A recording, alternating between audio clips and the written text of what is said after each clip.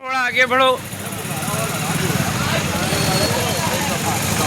पत्रकार एकता, पत्रकार एकता, पत्रकार एकता, पत्रकार एकता।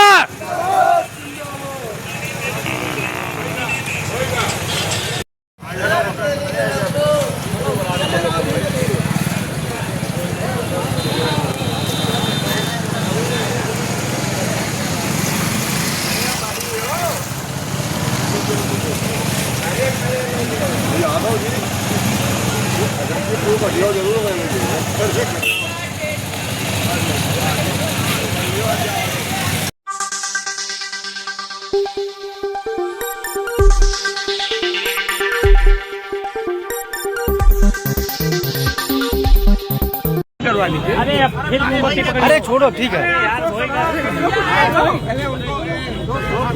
आओ का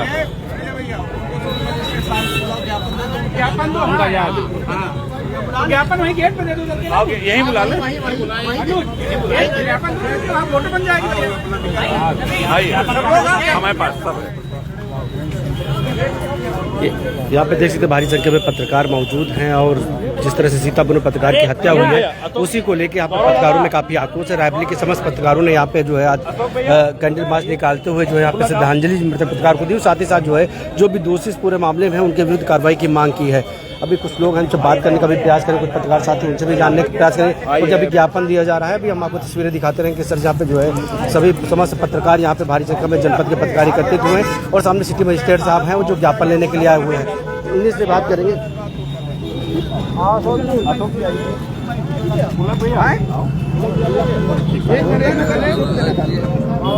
होएगा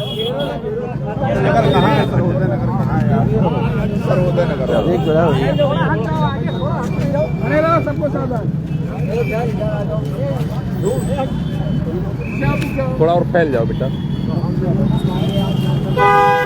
ये देख सकते हैं पत्रकारों द्वारा ज्ञापन दिए जा रहे हैं। तस्वीरें आप देखिए, यहाँ पे रायबरेली की तस्वीरें हैं जहाँ पर पत्रकारों के द्वारा ज्ञापन देने का कार्य किया गया है। यहाँ पे देख सकते हैं भारी संख्या में यहाँ पे पत्रकार मौजूद हैं और बाकायदा ज्ञापन दे रहे हैं। देख सकते हैं किस तरह से आप लोग देखते हैं आप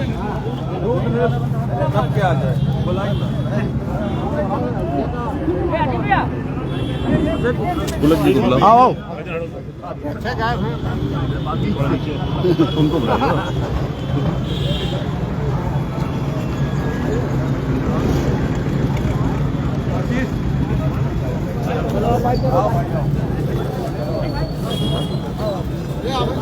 उनको पूछ लिया बात चलो। फोटो कहाँ की थी?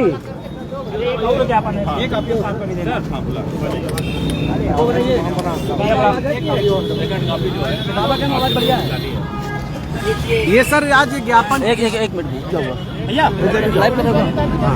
करें? हाँ। सर एक ज्ञापन दिया गया है, क्या है ज्ञापन, क्या मांगे हैं इस पे? ज्ञापन में पत्रकारों की सुरक्षा के लिए के बारे में आपने मांग की है।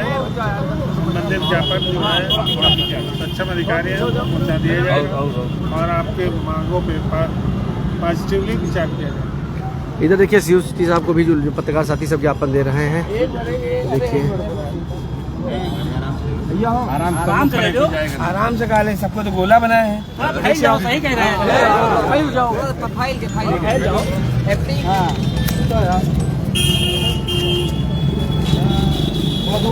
आओ फाइल जाओ आगे चलो।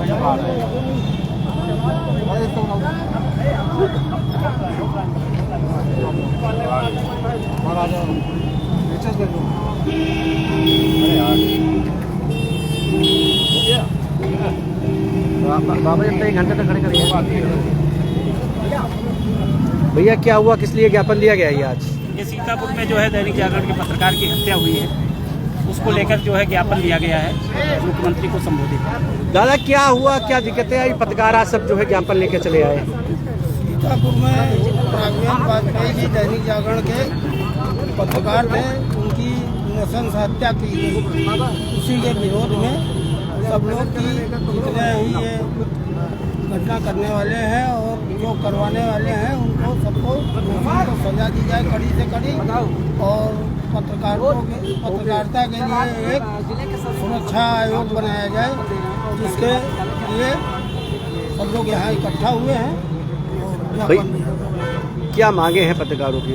पत्रकारों की मांगे हैं कि पत्रकारों की सुरक्षा मुहैया कराई जाए सरकार द्वारा, और जो आए दिन इस तरह के मुकदमे पत्रकारों पे लगा दिए जाते हैं प्रशासन द्वारा, उसमें जो है संयम बरता जाए, और जो हत्या हुई है राघवेंद्र वाजपेयी जी की, उनकी जो है परिवार को सुरक्षा दी जाए, उनके परिवार को न्याय दिया जाए, उनके परिवार को जो है आर्थिक सहायता दी जाए। मूलभूत क्या मांगे हैं पत्रकारों, क्योंकि आए दिन पत्रकारों के साथ जो है कुछ न कुछ घटनाएं इस तरह की होती, कोई राघवेंद्र वाजपेयी कोई पहले ऐसा सच नहीं है। कुल मिला के हमें सुरक्षा मुहैया कराई जाए और ऐसा माहौल प्रदेश में दिया जाए ताकि हम स्वतंत्र रूप से पत्रकारिता कर पाएँ, और जब भी किसी पत्रकार के खिलाफ कोई मुकदमा लिखा जाए, कोई घटना दुर्घटना हो या किसी प्रकार की कोई शिकायत है, तो प्रशासन उसको कम से कम CO स्तर से उसकी जांच कराकर उस पर कार्रवाई करे। ये क्या मांगे हैं पत्रकारों के साथ आए दिन इस तरह की घटनाएं हुआ करती है, सुरक्षा को लेकर कई सवाल उठते हैं। दरअसल सुरक्षा इसलिए खतरे में पत्रकारों को पड़ती है कि वो सच्चाई बयान करते हैं, सच्चाई बयान करते हैं, और जब सच्चाई सामने आती है तो अपराधी उससे परेशान होते हैं। और हम लोग ये चाहते हैं कि पत्रकारों की सुरक्षा का ध्यान रखा जाए, उनके लिए ऐसा माहौल बनाया जाए कि कम से कम अपराधी डरे, पत्रकारों को न डरना पड़े। क्योंकि राघवेंद्र वाजपेयी कोई पहले शख्स नहीं है, इसके पहले भी कई घटनाएं हो चुकी हैं। दरअसल ये समय ऐसा चल रहा है कि जब भी कोई न्याय की बात करेगा, कोई सच्ची बात करेगा, तो उसके ऊपर हमला होगा, और हमारी सरकार से यही मांग है कि पत्रकारों की सुरक्षा के लिए कोई आयोग गठित किया जाए जिससे कि उनकी सुरक्षा सुनिश्चित हो सके और वो अपनी बात कह सकें। यहाँ पे देख सकते हैं रायबरेली के सभी वरिष्ठ पत्रकार, जूनियर सीनियर सारे पत्रकार यहाँ पे एकत्रित हैं, और इनसे इस तरह से पत्रकारों की भारी संख्या में यहाँ पे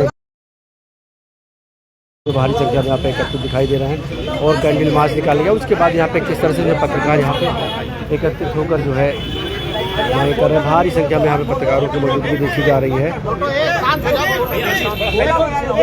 बाबा को लेने तो बाकी सब लोग आ जाओ, स्टिल फोटो करो खाली बस। संदीप दिखाई पड़ी है ना, मतलब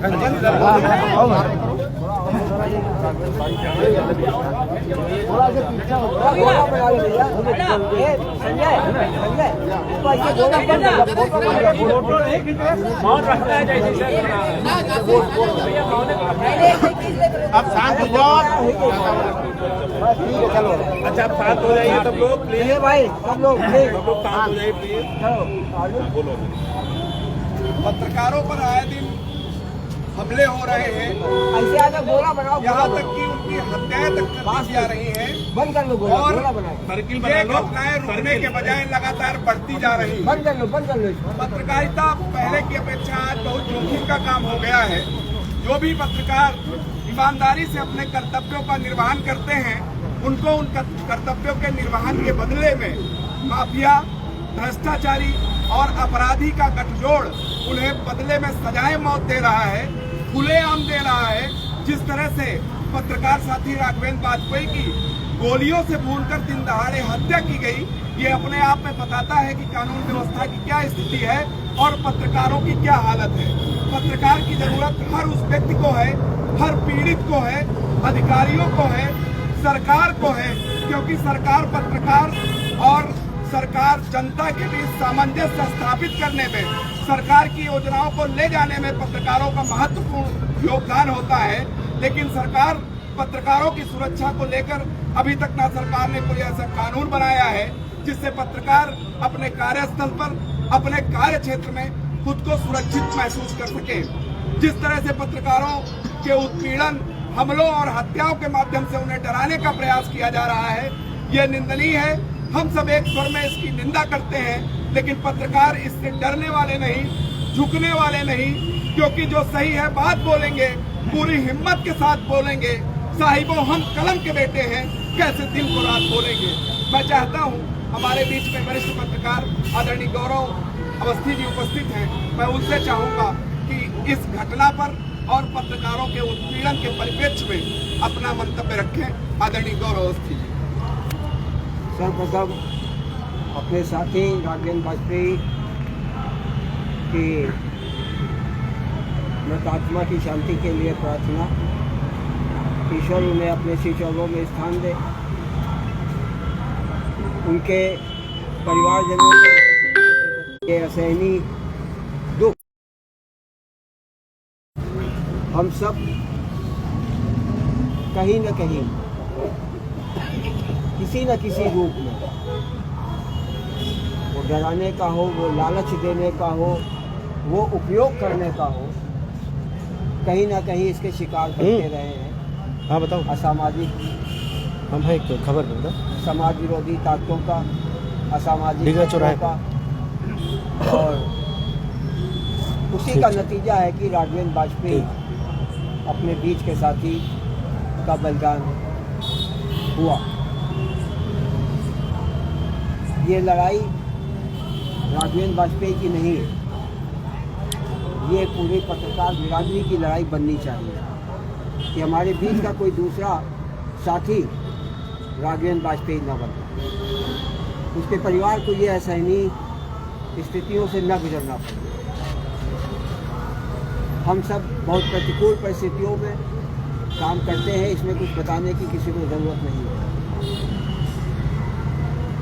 हम जिन संगठनों से जुड़े हुए हैं, चाहे वो मीडिया क्लब हो, प्रेस क्लब हो, अपने अपने प्रदेश नेतृत्व से ये आग्रह करें कि लखनऊ में राघवेंद्र वाजपेयी के हत्यारों की गिरफ्तारी, और गिरफ्तारी नहीं, जिस तरह का न्याय कुछ मामलों में सरकार ने इनकाउंटर के जरिए हत्यारों को दिया है, राघवेंद्र वाजपेयी के हत्यारों का भी उसी तरह इनकाउंटर होना चाहिए, ये मांग है। तात्कालिक न्याय देने की जो परंपरा इस सरकार में है, वो तात्कालिक न्याय पत्रकार की हत्या में भी नजर आ रहा है। और दूसरा कि लखनऊ में प्रदर्शन हो, हम सब जिस ताकत से अपने शहर में हैं, उसी ताकत से लखनऊ भी चले, अपने साधनों से चले, अपने पसीने से चले, अपने पैसे से चले, और पूरी भावना के साथ इस लड़ाई को अंजाम तक पहुंचाने का हम सबको संकल्प लेना है। ये लड़ाई राघवेंद्र वाजपेयी के हत्यारों को फांसी तक पहुंचाने तक नहीं है, ये लड़ाई पत्रकार सुरक्षा कानून बनने तक की हमको जारी रखनी है, किसी न किसी रूप में। हमारे बहुत से उत्साही नौजवान साथी हैं, बहुत से संगठनों के पदाधिकारी और नेतृत्वकर्ता पत्रकार साथी हैं। हम सेमिनार करें, हम समय समय पर बैठकें करें, आयोजन करें, और अधिकारियों और नेताओं पर यह दबाव बनाए कि पत्रकार सुरक्षा कानून लागू होना चाहिए, और इसके लागू न होने तक हम सब आंदोलनरत रहें, उसको आंदोलन का ही रूप माना जाए। तो अनिल भाई आप भी उत्साही हैं, विजय जी, अजीत भाई है, सब लोग इस लड़ाई को अंजाम तक पहुंचाने के बाद हमें अपने को निष्क्रिय नहीं करना है कि एक अंजाम पहुंच गया, राघवेंद्र वाजपेयी के हत्यारों को सजा मिल गई, कोई दूसरा अपने बीच का कोई राघवेंद्र वाजपेयी न बने।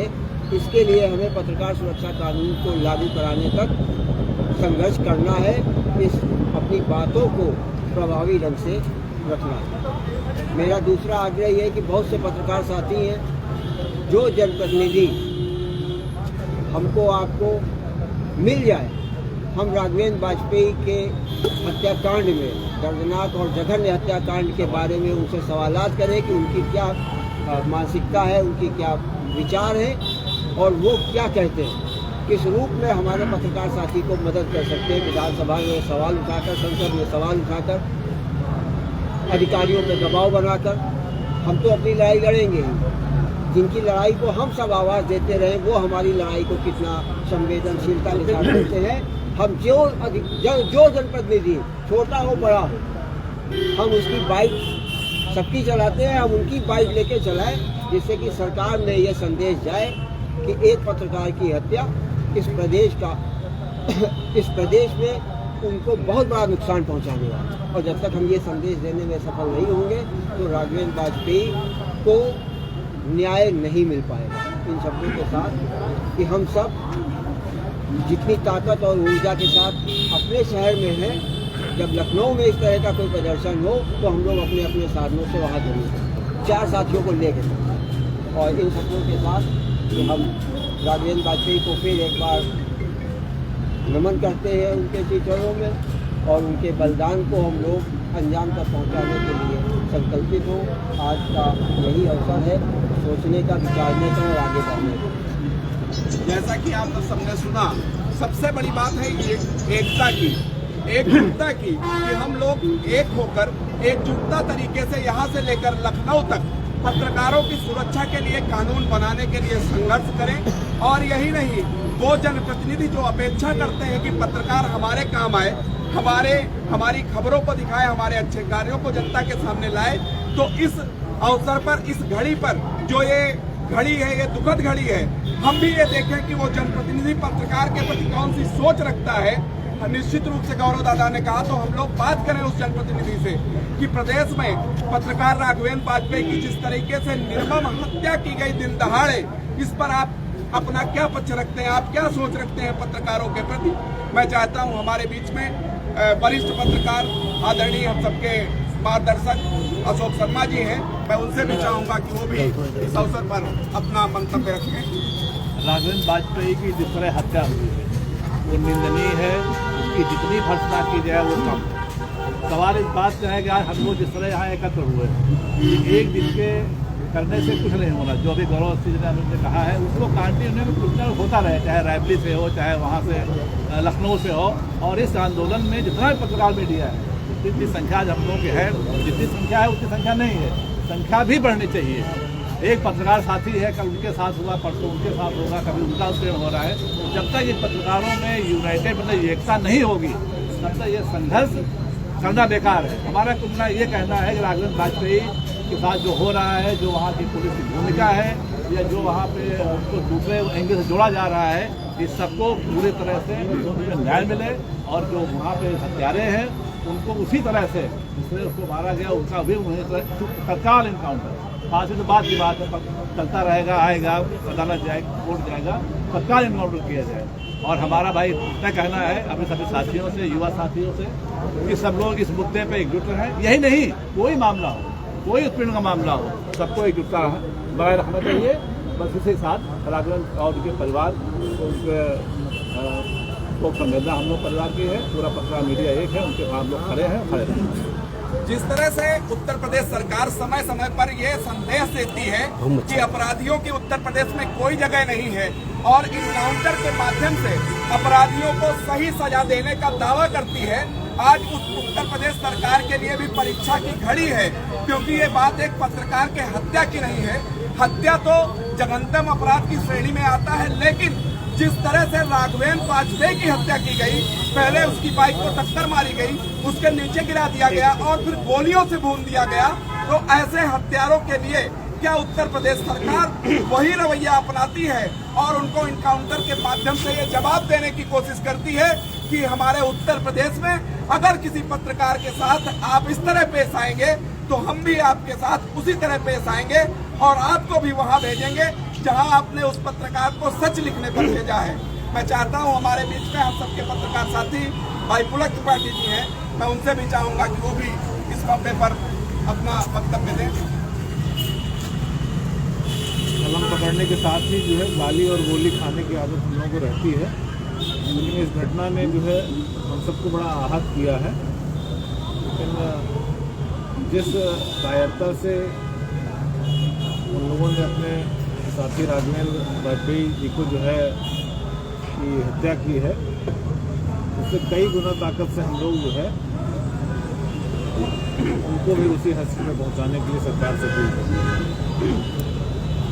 हमारे बीच में वरिष्ठ पत्रकार गुरुजी हरिशरद मिश्रा जी हैं, मैं उनसे भी चाहूंगा कि वो भी अपनी बात रखें। जितनी भी राघवेंद्र वाजपेयी के बारे में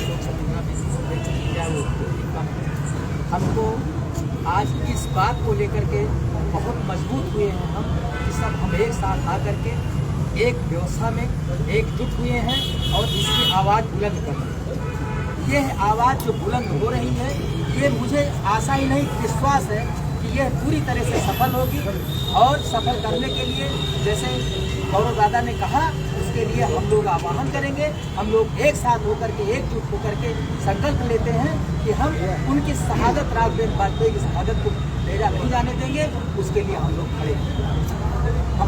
में पत्रकारों के इस कैंडल मार्च को और इस पैदल मार्च को अपना समर्थन देने के लिए कम्युनिस्ट पार्टी के वरिष्ठ नेता कॉमरेड विजय विद्रोही जी उपस्थित हैं। मैं उनसे भी चाहूंगा कि वो भी इस मौके पर अपना वक्तव्य रखें।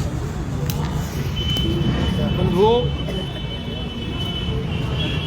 ये बहुत कठिन समय है और लगातार एक सिलसिला चल रहा है।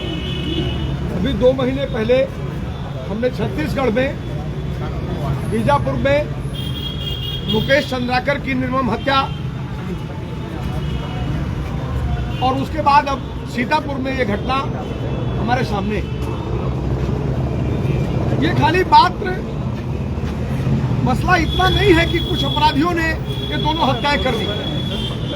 इनके सूत्र कहां? इनके सूत्रों को अगर तलाशेंगे तो इस मुल्क के अंदर जिस तरह से एक नेक्सस विकसित हुआ है, राजनेता, अपराधी, ठेकेदार गठजोड़ जो सार्वजनिक संपत्तियों को लूट रहा है, ये उस गठजोड़ के खिलाफ जो एक आवाज है, लोकतांत्रिक आवाज है, उस आवाज को दबाने की कोशिश है। पहले चरित्र हत्या करो, नहीं मानते हैं हत्या करो। और आप समझ लीजिए, न्याय इसमें सरकारों से आप उम्मीद मत करिए, कोई उम्मीद मत करिए।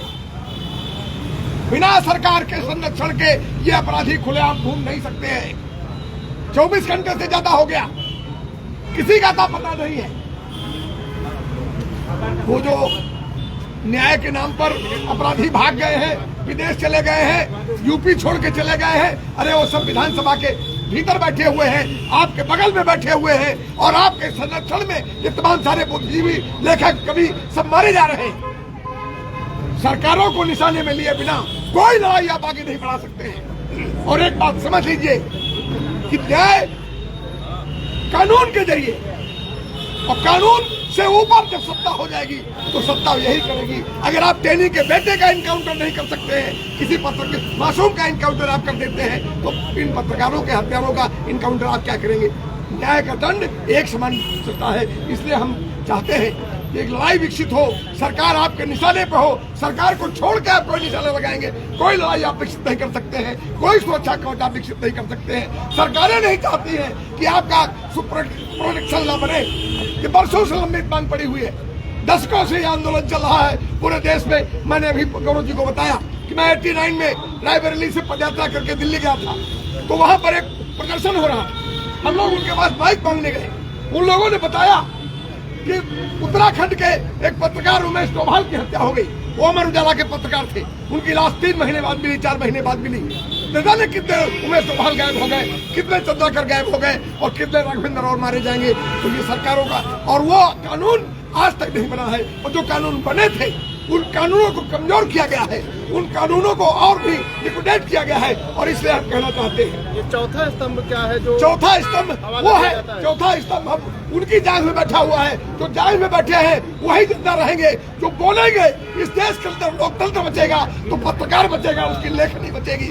इसलिए डेमोक्रेसी को बचाने की लड़ाई का पत्रकारों को हिस्सा बनना पड़ेगा। गरीब गुरबे मारे जा रहे हैं, लोगों की आवाजें दबाई जा रही है, मेहनत के मजदूर किसान मारा जा रहा है, उसकी आवाज दबाई जा रही है, वो भी एक तरह की हत्या ही है। 800 किसान मरे, सरकार अप्रत्यक्ष रूप से उनकी हत्या में शामिल है। तो ये हत्याएं हो रही हैं। वो टेनी के बेटे ने जो कार चलाई थी उसमें भी एक पत्रकार मारा गया था। इन सारी चीजों को नजरअंदाज नहीं किया जा सकता है। और इसलिए सरकार को निशाने में लेते हुए पत्रकारों की सुरक्षा का कानून बनाने और अपराधियों की तुरंत गिरफ्तारी और कानून के रास्ते से उनको सजा देने की दिशा में बढ़ने का आंदोलन आगे बढ़ना चाहिए। धन्यवाद। और यही हम समझते हैं कि